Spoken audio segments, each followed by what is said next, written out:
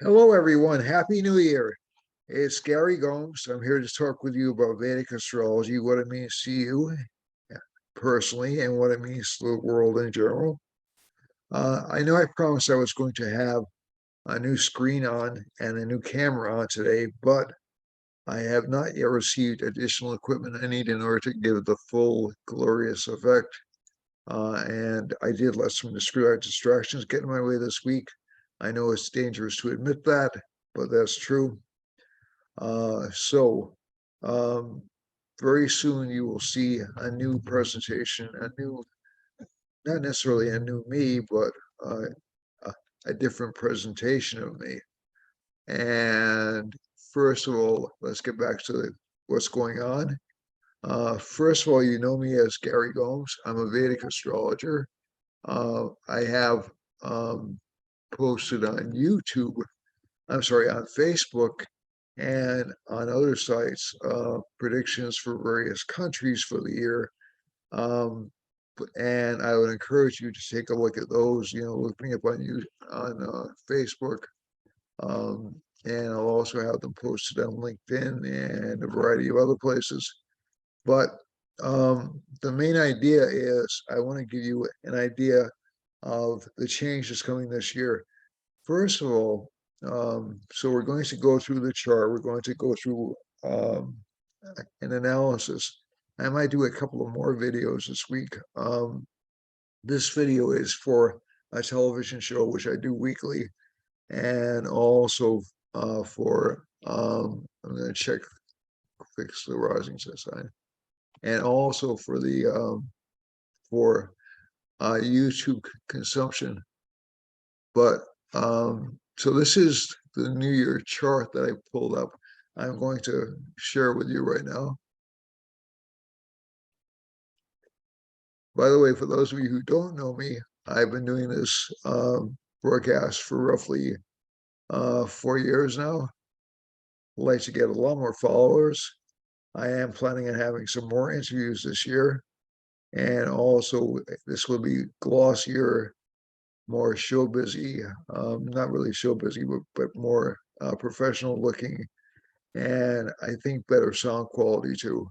So uh, hopefully it'll be a more pleasurable viewing experience for you. I did announce I am opening two new uh, parts of this channel, which one will be revolve around Vedic astrology, essentially some of the uh, aspect, some of the parts of it, so you can be a little more familiar with what I'm talking about with the sun, moon, Mars, Venus, etc.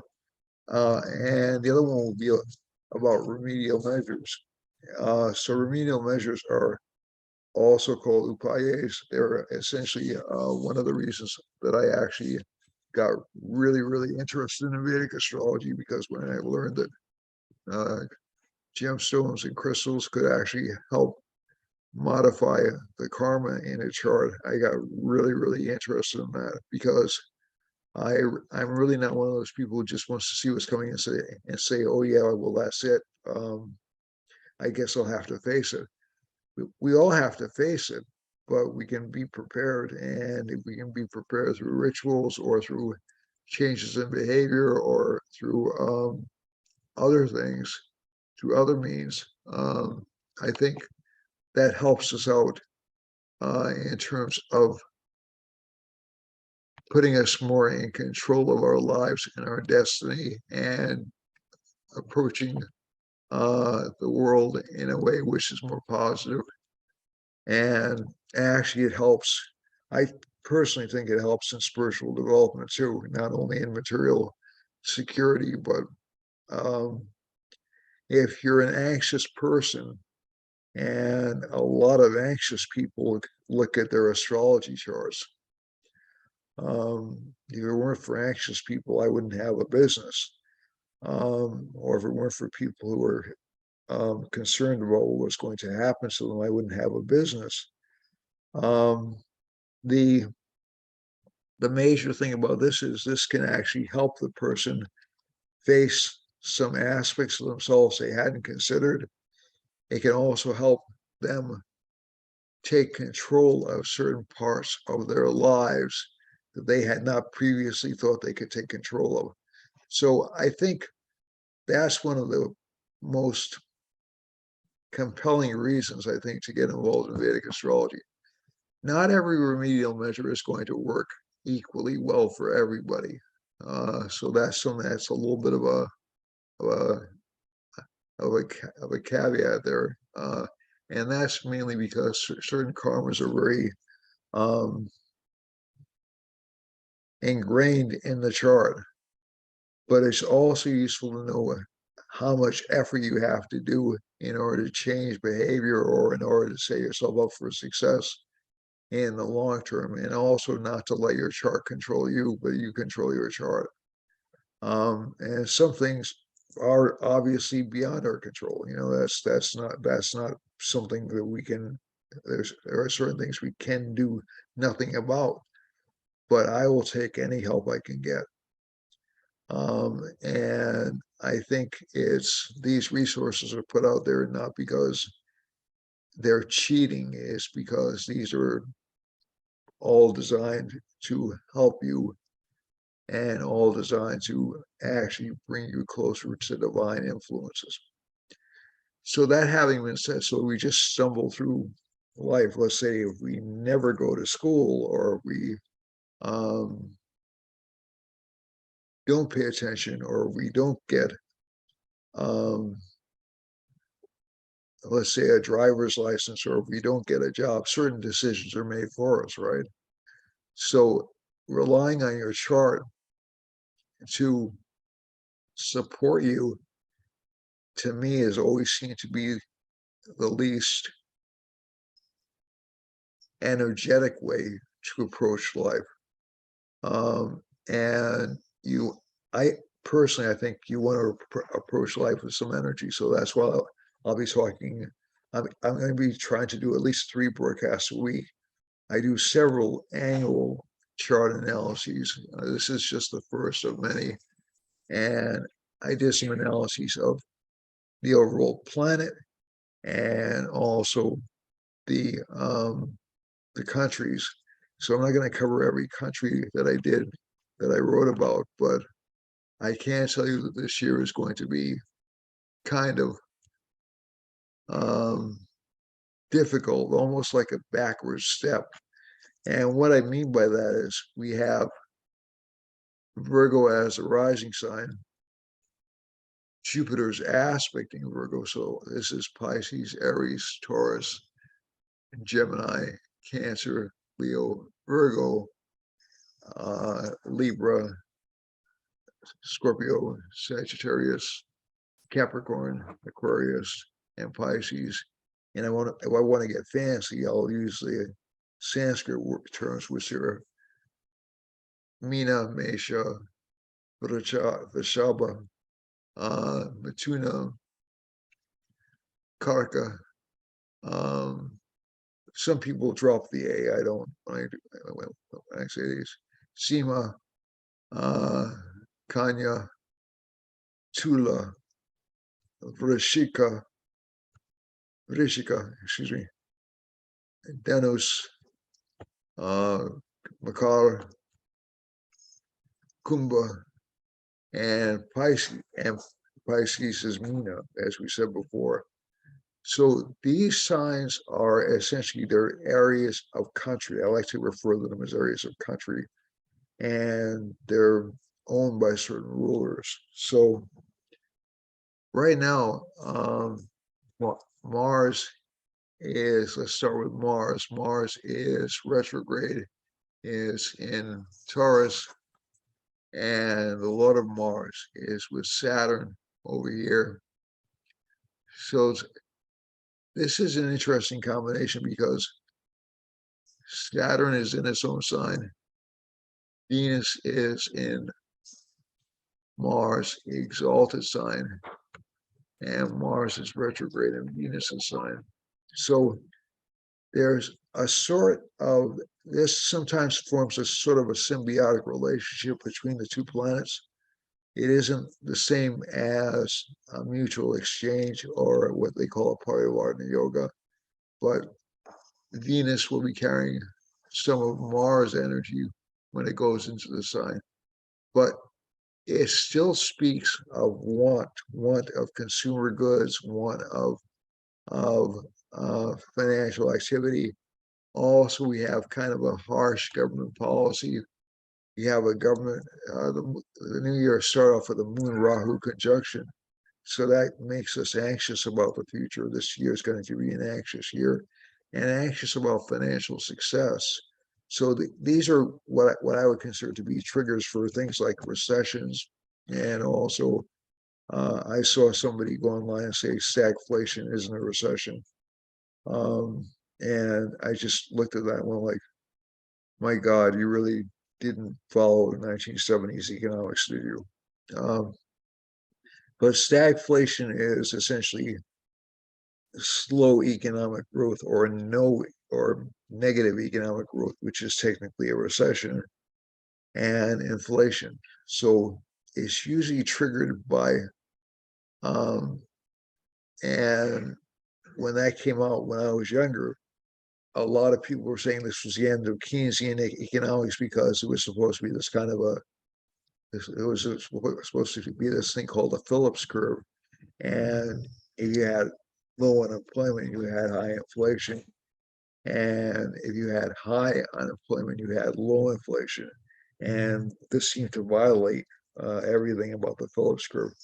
Actually, it doesn't. If the supply of materials is limited, as it is because of supply chain issues and also the increased price of gasoline and fossil fuels, and caused by a variety of factors, including the United States policy, including the war between Russia and Ukraine, and also reductions in production in foreign countries, and supply chains being blocked off because of COVID, obviously. You have, and also people not going back to work immediately because of fear of COVID. You'll have um, uh, demand inflation. So essentially, supply the supply of materials isn't high enough to meet the need. Therefore, prices go up. Okay, so it's relatively simple. A lot of this stuff really doesn't require an economic degree to understand. And unemployment is low, so that's true. But after a while, what happens is you're seeing gas prices lowered because of things like low demand, because gas prices are high. Also because people aren't returning to work quite as quickly, as although the unemployment rate is low, extremely low, and there has been a creation of jobs, but that always happens after a recession. Um, and and so you're seeing patterns which are emerging, which don't look like they're going to change anytime soon. And hopefully they will. Hopefully I'm wrong about this, but Saturn aspect of Jupiter tends to curtail our optimism. And Jupiter will enter Aries. So we'll have a period in which inflation will stay at, up until between roughly January 23rd, I think, and April 23rd. Inflation will stay. I've seen this, but said this before. Inflation will seem like it's ameliorating a bit. But after that, there'll be some kind of a push or some kind of a panic around late April. And it may be governmentally induced. And my own idea is that the rising interest rates is not a way to fight this kind of economic situation. But again, I'm not an economist. I'm not in a decision-making capacity. but it seems like it's going to make a bad situation worse. Um, the other thing is you'll hear my cats kind of arguing in the background. Everything's okay. But this Mercury retrograde on the eve of a new year and this Moon Rahu conjunction and Saturn aspecting Jupiter does not promise a really good year. There's also another factor here, and the Saturn is aspecting K2 as the year starts. So K2 essentially is, although it's a good planet for spirituality, it functions like a thief. That is, it takes things away. So it's in a sign connected with trade. Libra is the penultimate trading sign. Okay, it's not just, so relationships aren't just romance. They're connected to things like trade, products, and Venus is with Saturn, and Mars is in the ninth house. So it doesn't look like oil supply will increase anytime soon. Now, that's not a problem if demand isn't high, but oil prices are still at historically high levels. So let's not forget that. Hopefully they'll go down and we'll see an improvement, but I think it's only going to be they've gone down a lot over the past few months, but that was in part because of lower demand and tapping into the oil reserve. Um, I think one of the things we'll see is we'll probably see increased demand, um, maybe some panic in the stock market around April when Jupiter goes into the same sign with Rahu. Maybe some unreasonably high expectations around that Jupiter Rahu conjunction, and there'll be an eclipse between April and May, which I've already spoken about, which will also make a lot of countries basically. It'll expose a lot of problems with leadership. It won't be just in the United States, although it is the United States fifth house, and there'll be a lot of exposure of political corruption, especially in this country, and politics in general, especially in this country. But I think we'll see it all around the world. I don't think it'll just be unique to the United States, but the fifth house is also the house of politics. Okay, so it'll be rather extremely felt in the United States. I'm going to stop the sharing and pull it up again.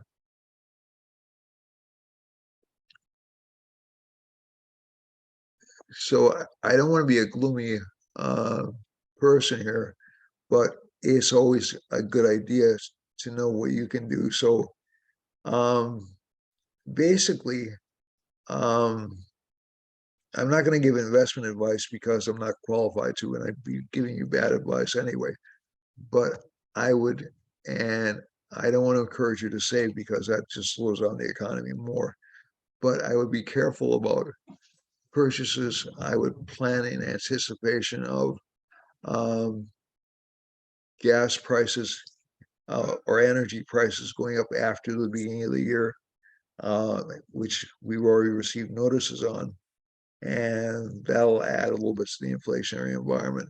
I think the other thing I would watch out for is, especially in April and um, October to November, new government scandals coming up. And like I said, this is really not denominational. This is, or not denominational. This is not party specific. I think you're going to see this happening in a lot of parties, uh, or all around the world. And the year will feel pretty much until November kind of directionless, and that's mainly because of the Jupiter conjunction with Rahu over here, and with Rahu staying in this sign.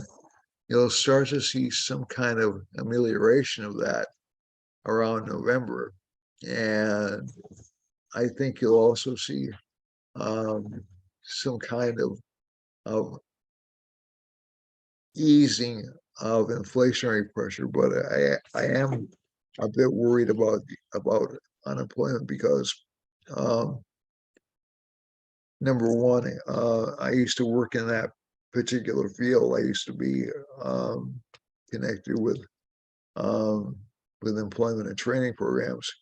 And I really don't like what happens to people when they get there's a certain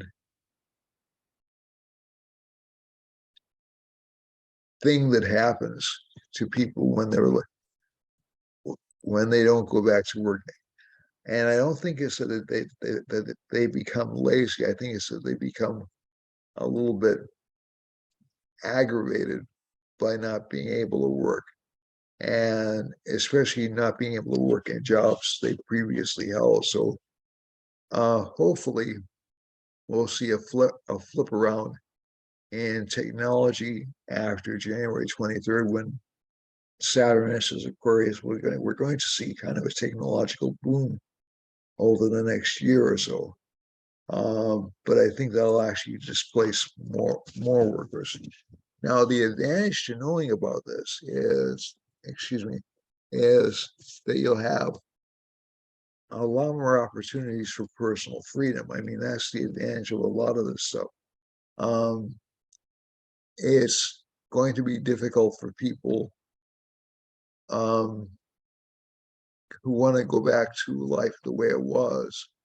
And I think that that's going to take a couple of years, but I think you will see some semblance of, so life is never exactly the way it was, right? So even if we go from even if we're in relatively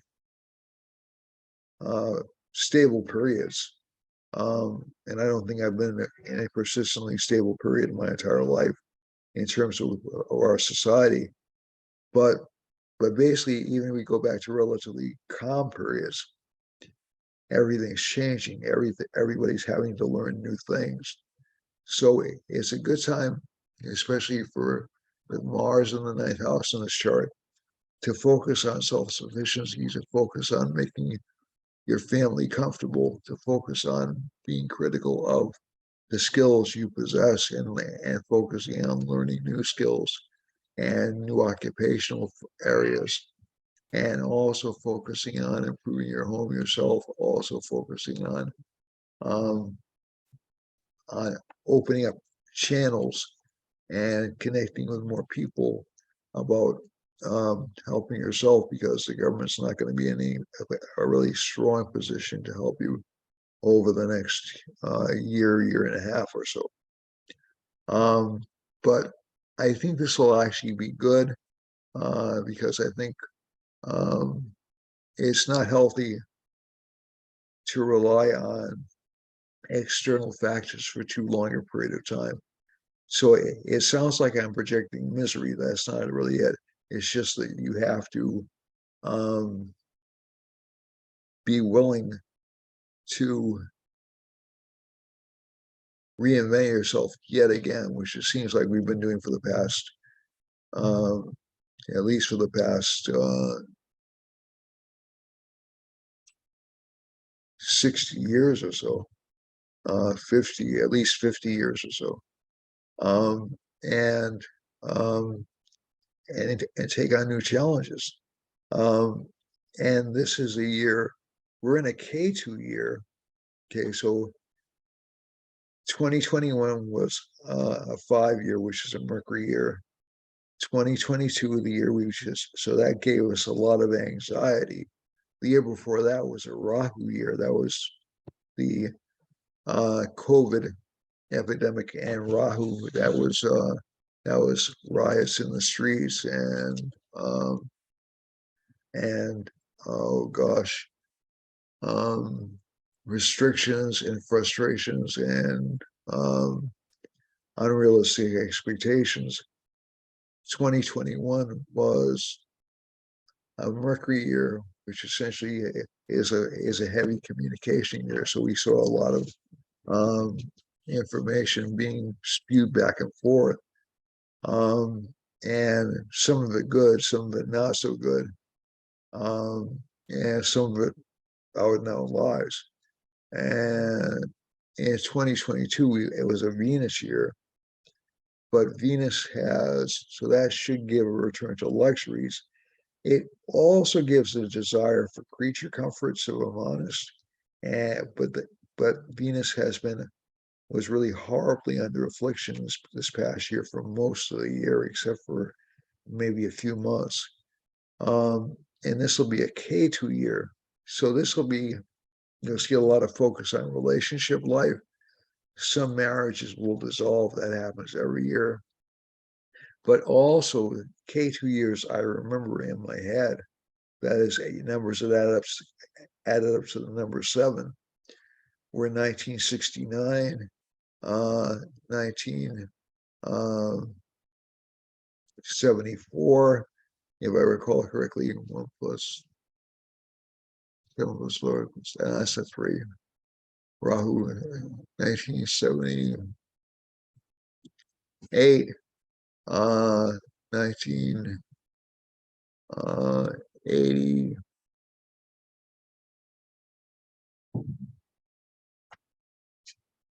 1980.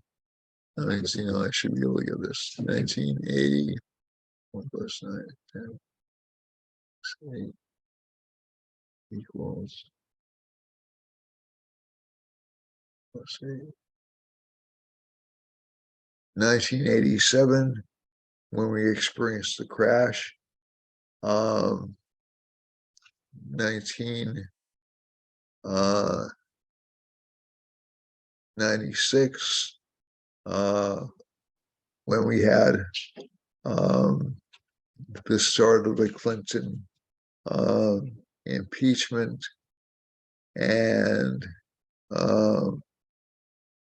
2005, which was the start of the mortgage crisis.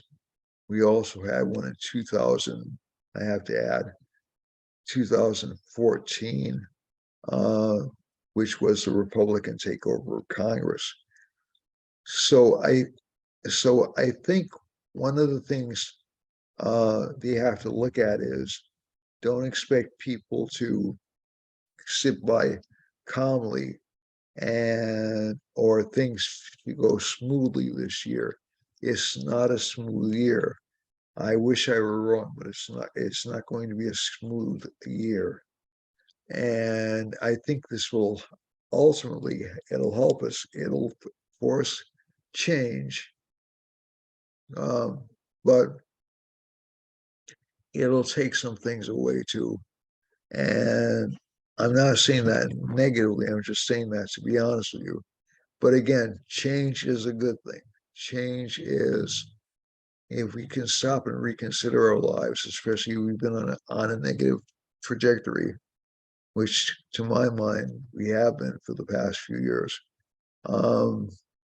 It's a good thing to think about the spiritual aspects of life, the less material aspects of life, things in our lifetime which are holding us back because we're grasping too heavily to the past, things, or we're grasping too heavily to anger.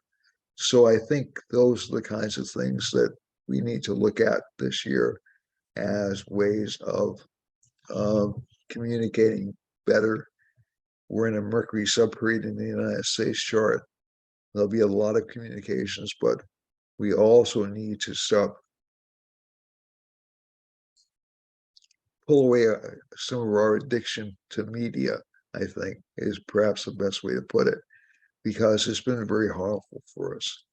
It has everybody essentially attacking everybody else, at least as far as I can see on media sites.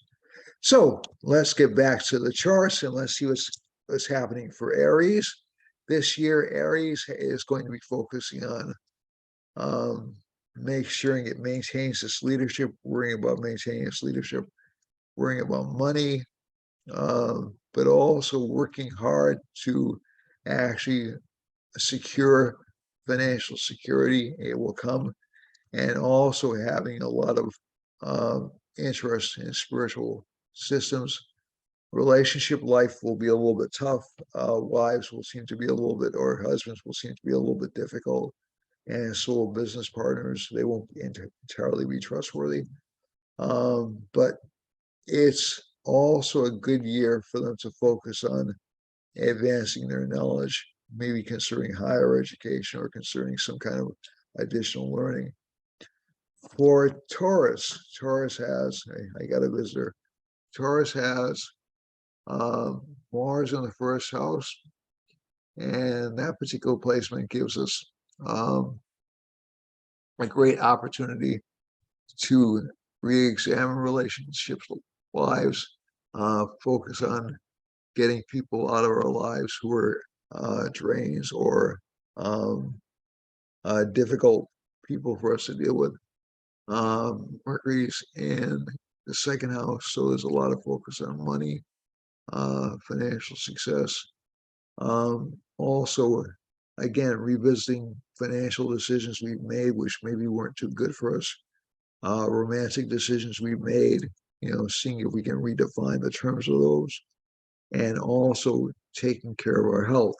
There's still going to be a Saturn aspect on K2 until around January 23rd, which is detrimental to the health of the sign. After January 23rd, you'll see a big improvement. And in terms of relationship life, a lot of focus on communications and a lot of misunderstanding in relationships over the coming year. Saturn and Venus are in the 8th house, so there'll be a lot of focus on trying to get investments or trying to build up finances. And Jupiter's in the 11th house, so there should be some slow but stable financial gains. Okay, Saturn's on the 8th house and the 9th house, my apologies. But I think one of the things you'll see is that this Saturn-Venus conjunction is actually a positive for Taurus. So this sign's financial success should improve this year. For a Gemini has Mercury in the 7th house, so a lot of focus will be on relationship life. A lot of focus will be on desire for a new relationship or desire for better communication with relationships, and that includes business partnerships. By the way, one of the things I'm going to get is a green screen, so that's one of the things I'm waiting to get in. And I don't know why that came to me just then, maybe because I'm in a green sign right now. So for this chart, Gemini has a lot of attention on home life, maybe re-examining the home or restructuring the home. And K2's in the 5th house. It's also stationary direct. So this is going to be a significant year in history. And let's see now, very significant in terms of adjusting the karma of countries, but also in adjusting your own outlook on life. Saturn and Venus are in the 8th house. If you're investing, don't expect rapid returns, but do expect stable returns that don't pay off right away to come into your life. Career-wise, you should be very good. Status will improve this year. A lot of teaching opportunities for this sign. And again, watch out for your friends. Be careful about your friends. They're a little bit jealous of you. And the same is going to hold true for Sagittarius rising. For Cancer has Saturn and Venus in the 8th house, so that'll stabilize relationships. Some of you have been worried about relationship sweetness of relationship life. That'll stabilize it a little bit for you. And as a matter of fact, a lot of doubts about relationships will vanish after January 23rd. So I think you'll be in better shape financially. Relationship partners will be in better shape financially. You have K2 in the 4th house. Again, a lot of focus. Maybe a lot of people with a sign placement will be eager to leave their homes or go to other countries. I probably wouldn't recommend that until next year, but that's really what what a lot of this energy says. And Sun and Mercury are in, or what this combination says, excuse me. Um, and Sun and Mercury are in the sixth house. So this indicates working hard for money. Some problems with health, but not serious. We already spoken about Saturn, Venus, Jupiter's in the ninth, so it should give good luck, especially for those who are willing to educate themselves and learn new things. But there will be some career anxiety and fame for this sign this year, and some financial gains. For Leo, Leo has Mars in the 10th house, which is good for career success. K2's in the third, so that this sign will have a lot of courage this year. Won't be afraid to take on new projects. The Sun Mercury conjunction in the fifth house actually would be a lucky year for Leo rising overall. Although Mars does aspect the first house, but that's not necessarily a bad condition. And actually, this condition does indicate overcoming enemies. Saturn and Venus are in the sixth house, though, and so this indicates that legal problems, if you have any, will and political problems, if you have any, will drag out for a while, at least until January 23rd. And Jupiter's in the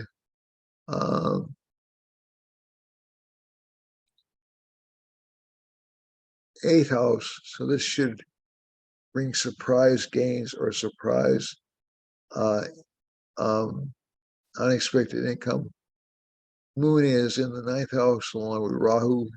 That's actually that desire for travel is strong, but again, I'd be careful about traveling over the next year. And Mars is in the 10th house, good for career luck and success. For Virgo, we have K2 in the second house. Some concern about money. Money will be erratic or sporadic, and some people will promise things and not deliver them. Sun and Mercury are in the fourth house, so there's a lot of focus on home life, Saturn and reestablishing home life. Saturn and Venus are in the fifth house. There's a desire on the part of this sign to kind of revisit the past and build up things. Jupiter's in the seventh house. Actually, interestingly enough, you'll get more friends, you'll get more business partners, you'll get more financial growth. Moon is in the eighth house, although there is some worry about gains kind of being frittered away or disappearing down a black hole. So be careful about what you spend your money on. Mars is in the ninth house. Again, a good time for independence for the sign, not for relying on other people. For Libra, K2's in the first house. Saturn aspects K2 at least for about a month or so, and then it moves on to Aquarius. And this particular combination makes this sign seem a little bit tired or a little bit exhausted. And you'll see some of that exhaustion go away towards the end of January, and more of it go away towards the end of November. And let's see, in terms of success, again, there's a lot of focus on learning new skills, learning how to defeat enemies, and not being so anxious about relationships.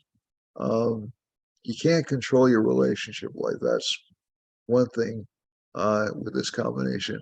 And interestingly enough, you'll have relationships which look good on the surface, but which will actually be illusory. So just be careful about new entanglements. Mars is in the eighth house. That looks good for gains through property. And let's see now. For Scorpio, Scorpio has Mars in the seventh house. It would be very attractive to the opposite sex, but there is a lot of Mars affliction in this chart. The only signs that really don't have it are Leo, Cancer, Virgo, Capricorn, and Pisces, and That's it. So every other chart is afflicted in some way, shape, or form by Mars.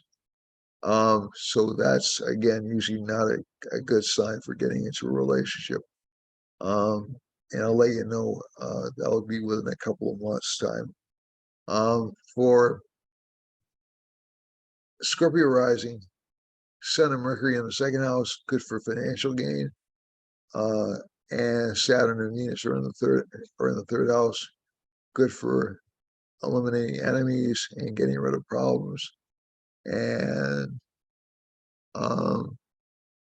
Jupiter's is in the fifth house. That's good for overall luck.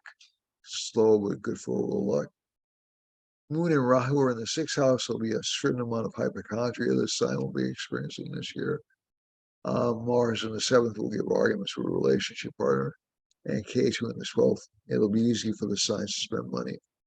For Sagittarius has Sun and Mercury in the first house, Jupiter's in the fourth house, Saturn and Venus in the second house. That's good for financial growth, but slow financial growth. Rahu's in the fifth house. Every investment opportunity, examine it extremely carefully because it could leads to lawsuits, or it could lead to people envying what you have. K2's in the 11th house. Be careful of your friends. Be really careful of your friends. They're not trustworthy.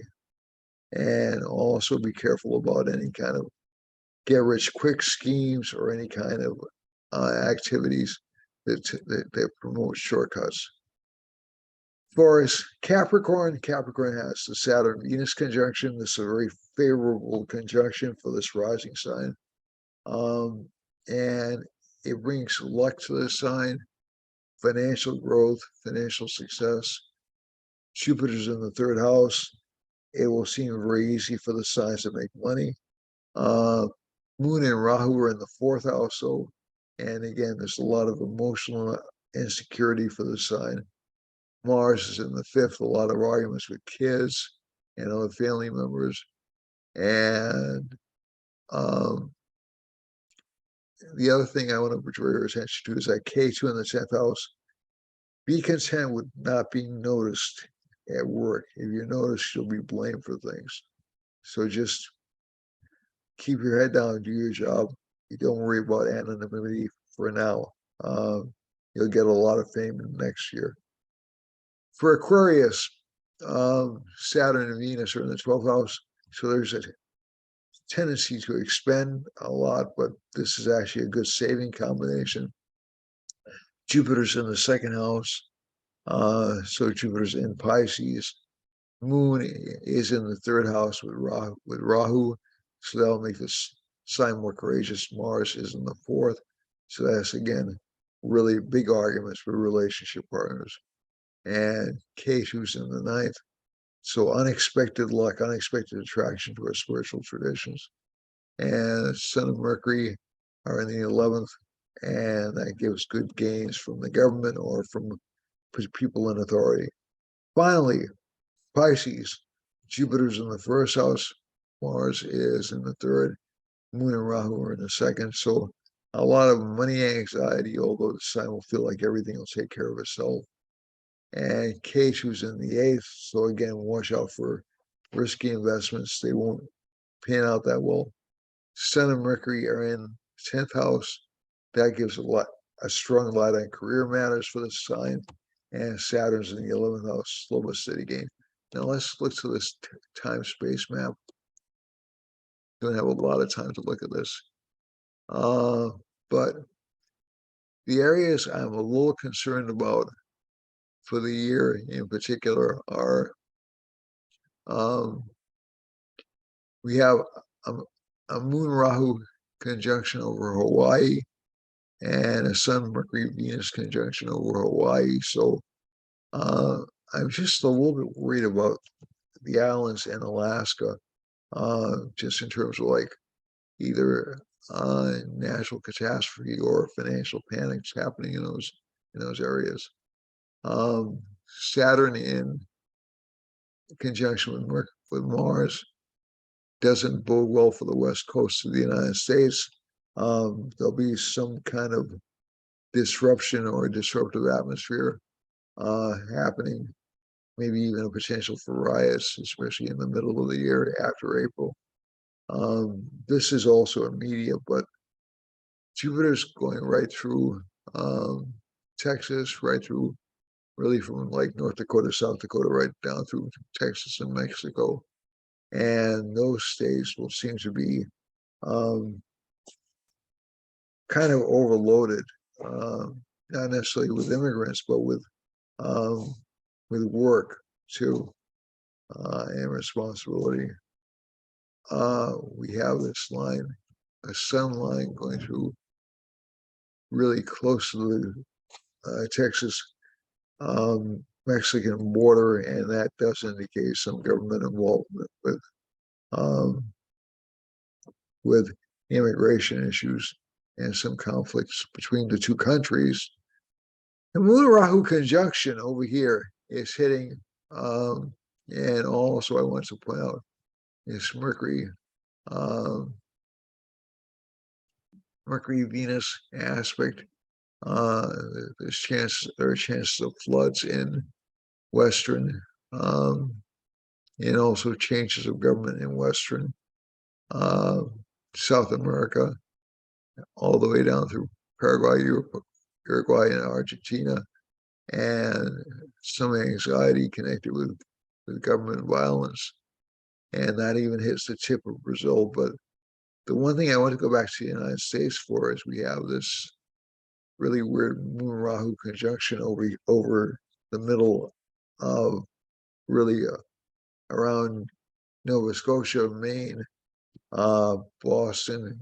So there'll be some instability in governments and even in the United States government, I think, over the next year or so. There's a Mars line passing close to the Azores and actually passing close to the tip of Brazil. So I think we can expect to see some violence in Brazil because of financial issues.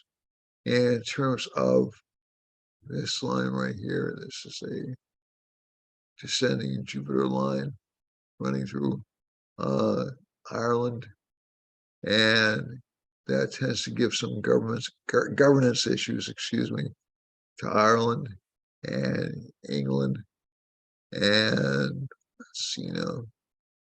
If we go over here, we see Mercury Venus line. So these states should be careful of flooding all the way down through here, all the way down through South Africa, Algeria, Italy,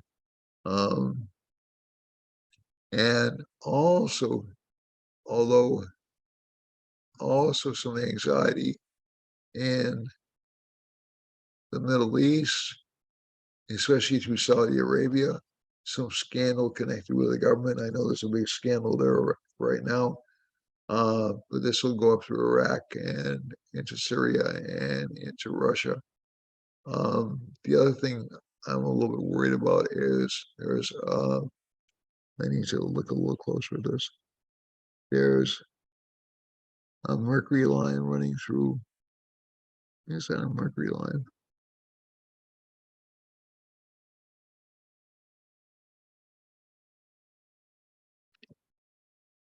There's a Mercury line running through Turkey. That can give some Earth changes, but I think that's unlikely. But again, a lot of communications coming out of Turkey, a lot of communications coming out of Iran, a lot of communications coming out of Saudi Arabia, and also Sudan, and down into Mozambique, and again, South Africa. There's a Mars line crossing right between Pakistan, Afghanistan, India, and China. So that looks like a possible hotbed of activity. And there's a Jupiter line intersecting the Mars line. So there can be some territorial issues connected with these areas. So this doesn't necessarily mean there may be a short violent confrontation, but it doesn't look like to me like it'll be a war, it'll be a full-fledged war.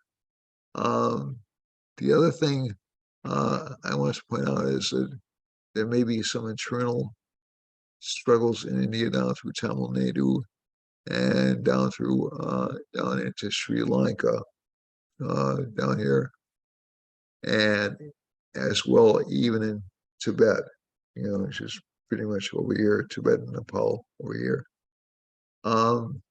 The other lines I want to look at. So is there's a sun line, so you're going to see China and Vietnam, Cambodia, and Thailand exerting additional government authority. So this is part of an overall authoritarian trend. I'm not seeing an authoritarian trend in Italy, oddly enough. So it doesn't look like that particular. Let me just make sure I'm not being overly optimistic. And it's a Mercury-Venus line, so I think you're going to try to see some freeing of that economy or some um, attempts at stabilizing or making it more conservative that country, but I don't think it'll be anything like a fascist government or an authoritarian government. And the same is true throughout um, England and France, although I think you will see France become a little bit more rigid, and I think you'll see England become a little bit more rigid. The other place that I like to focus on is where there's a sun line going up through Korea, right next to a Mercury line. So we're going to be hearing a lot from the east coast of China, Korea, uh, Malaysia, excuse me, and uh, Indonesia. I said that already. I apologize. And finally, over here is a Saturn line kind of dominating Australia. So I think you can expect to see their economy hit hard. New Zealand, not quite so much. And as a matter of fact, just go back to Australia for a second. And Japan, there may even be violence or some potential problems with Earth in Japan. So when I say Earth, I mean like bad weather conditions. And these are dominant over the next few months. Very dominant, high probability of these events happening, especially between April and May, and again between October and November. The eclipse points going stationary is sort of like a signal that the eclipses are going to be very important this year. And finally, we look at that Jupiter line, so that looks fairly good. But a lot of governments will be called into question over the next few months.